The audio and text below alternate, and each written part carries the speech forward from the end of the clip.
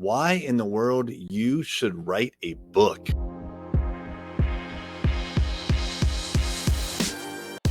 What's happening? I am Erik J. Olson. So I wrote this book, $1 Million Journey, which came out in February of 2021. It took me about a year and a half between when I first started to write and when I finished it. Now, this is a passion project. This is me telling the story of my entrepreneurial journey, which there's a lot to be learned here, but that's not what this episode is about. This book was really a passion project for me. I do not think I'm going to get business for Array Digital out of this book. Now, what I may get is some speaking engagements. I may get some followers that are entrepreneurs, people that want to learn about how to grow their business. But I'm not going to get actual digital marketing experience out of the digital marketing clients out of this book. It's very unlikely, put it that way. The next book that I'm going to write will have to do with our services here at Array Digital Marketing. And the reason is I want to use it for business development purposes. Now, I just interviewed someone named Jennifer Crosswhite.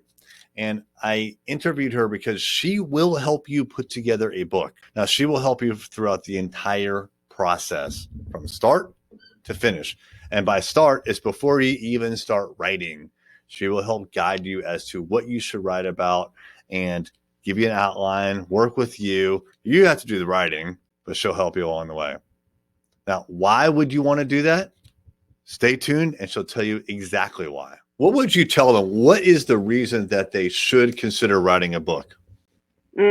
Lots of fantastic reasons, but particularly for business owners. I like to call it your $10 business card.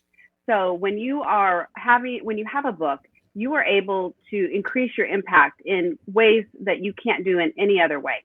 So I tell people, a book can go around the world and touch people you will never have any ability to ever meet. And so a book gives you authority. A book will open doors for you. There's just a lot of really fantastic ways. It's a very, very powerful marketing tool, especially if you begin to think of it in that way. I really encourage my business owners not to think about how much money they're going to make off the sale of the book. That's really not the goal. The goal is what kind of doors and opportunities is that book going to open for you? And there are a lot of them. Do you have any examples of maybe clients or even yourself where the book has done something that they maybe couldn't do on their own or would have taken them forever to accomplish? Oh, yeah. I mean, particularly people that are coaches and therapists a lot of times have been doing a lot of one-on-one work. But I mean, how many people can you see in a day? You get to capacity, you get maxed out.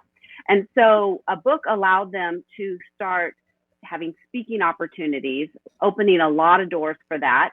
And then people would hear them speak and then they would want to buy the book and then they'd read the book and get very excited. And so that would lead to a digital course or a workshop or a 3-day weekend retreat, whatever that person is comfortable with.